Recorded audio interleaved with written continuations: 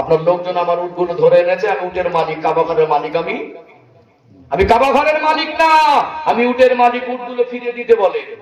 বাদশা আবরাহা একটু ঘাবড়ে গেল, বলে কি কাবা ঘরের মালিক আমি না, কাবা ঘরের মালিক কে? আল্লাহ। আল্লাহর ঘর আল্লাহ হেফাজত করবেন, আল্লাহর ঘর যে ভাঙতে আসবে আল্লাহ কি করে সেটা আল্লাহ বুঝে নেবে। যেটা বলুন না সুবহানাল্লাহ। কোরআন শরীফে 30 পারায় একটি সূরা আছে, সূরার নাম হলো সূরাতুল ফিল। সূরা ফিল অর্থ হলো হাতি, হাতির নামে একটা সূরা।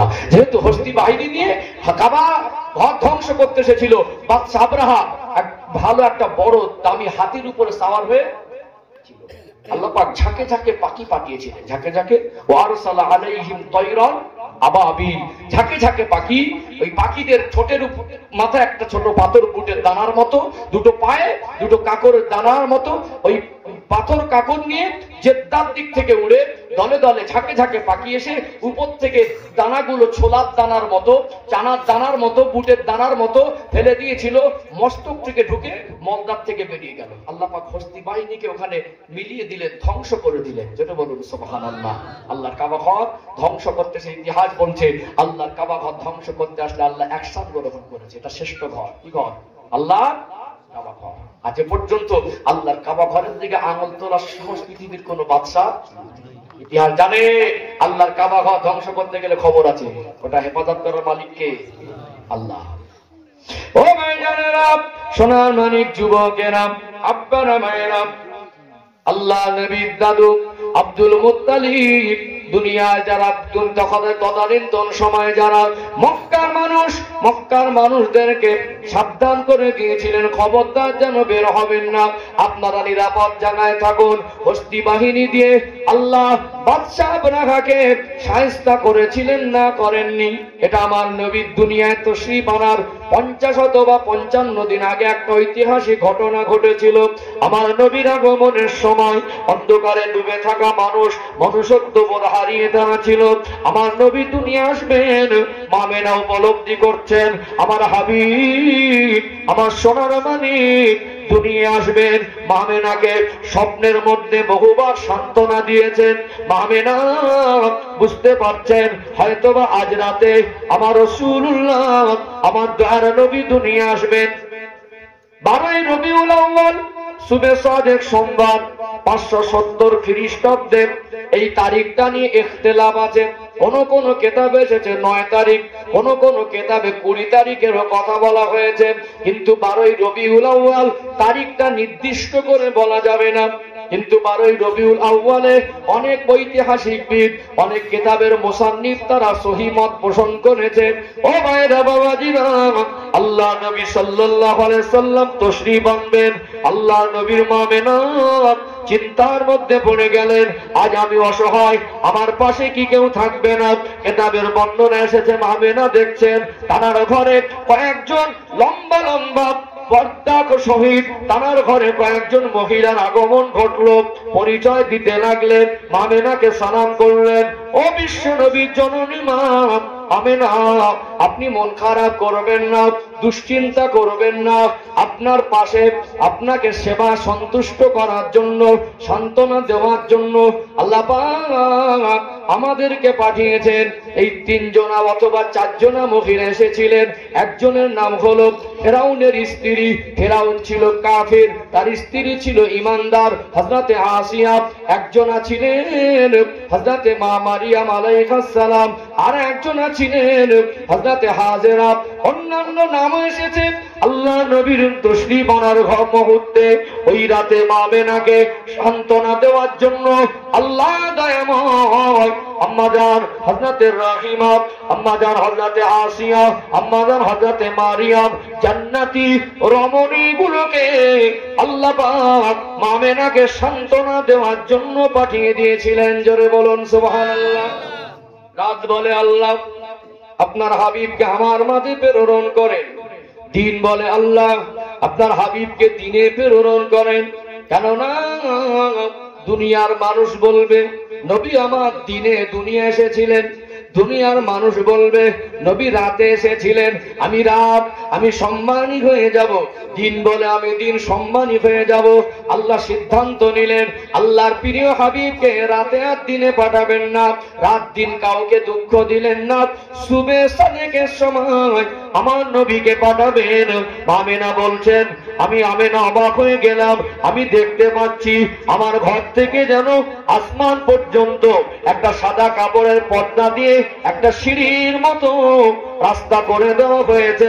আমার ঘরের আশেপাশে যেন গুনগুন করে আওয়াজ হয়, আল্লাহর ফারিস্তারা যেন তারা হাবিব আসছেন, তারা হাবিবকে সম্মান আর তাজিম করার জন্য, তারা হাবিবকে কেউ ক্ষতি করতে না পারে, আল্লাহর পেয়ারা হাবিবের হেফাজতের জন্য আল্লাহ দয়াময় অসংখ্য ফারিস্তা মণ্ডলীকে পাঠিয়ে দিয়েছিলেন। জোরে বলুন সুবহানাল্লাহ।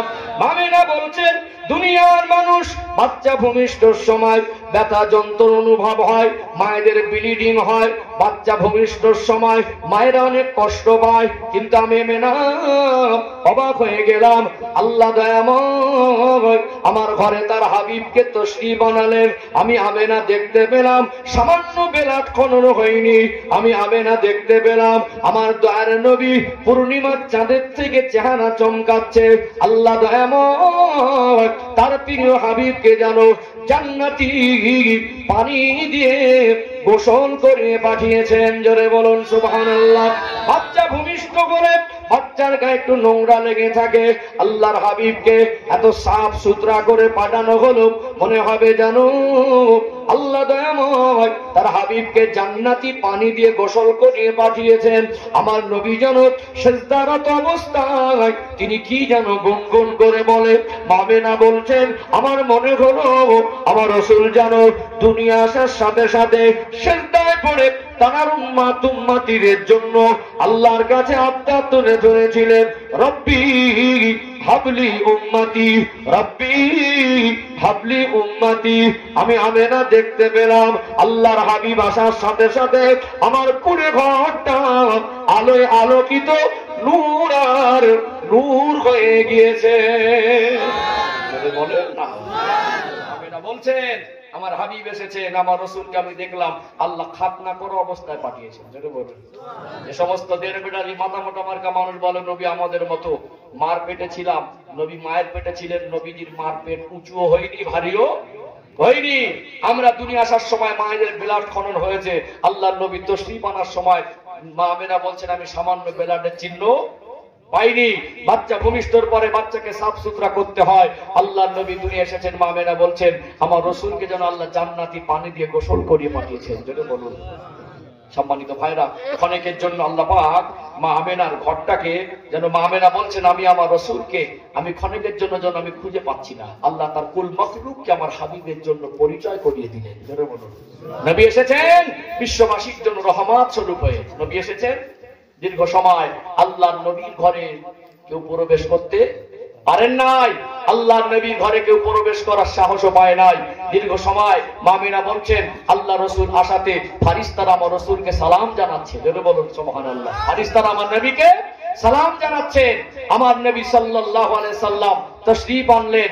মা আমেনা বলছেন আমি আমার হাবিবের মতো সুন্দর চেহারার ফুটফুটে বাচ্চা আমি আমার জীবনে দেখিনি। আল্লাহর নবী এসেছেন। আমেনা বলছেন আমি আমার নবীর নূরের জ্যোতিতে শাম আর সিরিয়া স্পষ্ট দেখতে পেয়েছি। যেটা বলবেন না, তখনকার দিনে গির্জায় যারা অগ্নি উপাসক ছিল হাজার বছরের বেশি ধরে বাতি জ্বালিয়েছিল, আগুনটা নেভাতো না, তেল শেষ হয়ে গেলে তেল শেষ হওয়ার আগেই ঢেলে দিত। বিভিন্ন বড় বড় মূর্তিগুলো ভেঙে পড়ে গিয়েছিল। গির্জাতে মন্দিরে বিভিন্ন ধর্মস্থানে যারা অগ্নি উপাসক আগুনকে পূজা করত, সূর্যকে পূজা করত, দেবদেবীর পূজা করত, যারা সেই সময় মূর্তি পূজা করত, আল্লাহর হাবিব আসার সাথে সাথে আল্লাহ পাকের কুদরতে আল্লাহ পাকের ইশারায় আগুনগুলো হাজার বছরের জ্বালানো আগুন নিভে গেল। দেবদেবীগুলো হুমড়ি খেয়ে দুমড়ি খেয়ে নিচে ভেঙে চুরে চুরমার হয়ে পড়ে গেল। শয়তান ইবলিস আশ্চর্য হয়ে গেল, অবাক হয়ে গেল। তার চেলা চামটা তার এসব এসবদের নিয়ে বলল আজকে দুনিয়ায় কি এমন ঘটনা ঘটেছে, এই পুরনো জ্বালানো আগুন আজ এতদিনের ধরা জ্বালা আগুন আজকে নেমে গেল। আজকে তাদের দেবদেবীগুলো মূর্তিগুলো ভেঙে দুমড়ে পড়ে গেল। কোথায় কি হয়েছে খবর নাও।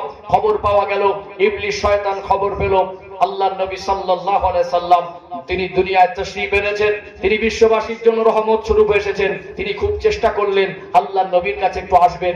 ইবলিস শয়তান এসে আমার নবীকে ধোঁকা দিতে পারেনি, নবীকে স্পর্শ করতে পারেনি। শয়তান ইবলিস যাতে প্রবেশ করতে না পারে আল্লাহ ফারিস্তা দ্বারা আমার রাসূলের ঘরটাকে বেষ্টন করে ঘিরে রেখেছিলেন। যদি বলুন সুবহানাল্লাহ। বাচ্চা ভবিষ্যৎ পর পরে কেঁদে ওঠে না? কেঁদে ওঠে কি ওঠে না? কেতাবে এসেছে শয়তান ইবলিস এসে কলবে ধাক্কা মারে। আমার রাসূল দুনিয়া ভূমিষ্ঠ হয়ে তিনি সাধারণ বাচ্চাদের মতো কান্নাকাটি করেননি, সাধারণ বাচ্চাদের মতো কান্নাকাটি করেননি। সম্মানিত ভাইরা, আল্লাহ পাক বিশ্ববাসীর জন্য আমার নবীকে রহমাতাল লিল আলামিন করে প্রেরণ করে দিলেন। জোরে বলুন। আবুল আহাবের দাসী সুহাইবিয়া এই সংবাদ নিয়ে গেল যে আপনার একটা ভাইপো হয়েছে, যে ভাই দুনিয়াতে না আব্দুল্লাহ। শাহাদাত আঙ্গুল তুলে আঙ্গুল ইশারা করে বলেছিলেন যে আমার ভাইপো হয়েছে, খুব চেহারা সুন্দর, সুদর্শন, দেখলে ক্ষুধার জ্বালা নিবারণ হয়ে যাবে। শাহাদাত আঙ্গুল তুলে বলল আজ থেকে তোমাকে আমি আজাদ করে দিলাম। এর ঘটনা আছে না? সংক্ষেপে বলবো। বাপজিরা ভাইরা, নবীজির দাদু আব্দুল মুত্তালিব ঘরে ঢুকলেন, ঠোঁটে মুখে চুমা দিলেন, কোলে ওঠালেন, আল্লাহর কাবা ঘরটা তওয়াফ করলেন। বললেন নাম রাখবো কি? নাম রাখবো কি? নাম রাখবো? নবীজির নাম কি? একটা নাম মোহাম্মদ আর একটা নাম আহমদ। আহমদ হলো প্রশংসাকারী আর মোহাম্মদ হলো চরম প্রশংসিত। নবীজির দাদু নাম রাখলেন মোহাম্মদ, নবীজির দাদু নাম রাখলেন। তদানীন্তন সময় মোহাম্মদ নাম কারোর ছিল না। এই নামটুকু মক্কার মানুষের কাছে একটা আকর্ষণীয় নাম হিসেবে প্রচার হলো। জোরে বলুন সুবহানাল্লাহ। আল্লাহ নবী সাল্লাল্লাহু আলাইহি সাল্লামের এই নাম দাদু রাখার সাথে সাথে নবীজির মা আমেনা বললেন যে আমার আব্বাজান, শ্বশুর আব্বাকে বললেন আল্লাহ আমাকে স্বপ্নে দেখিয়েছেন যার নাম হবে আসমানে আহমদ, জমিনে মোহাম্মদ। আমার নবীর প্রশংসা দুনিয়া বেশি হয় না কম হয়?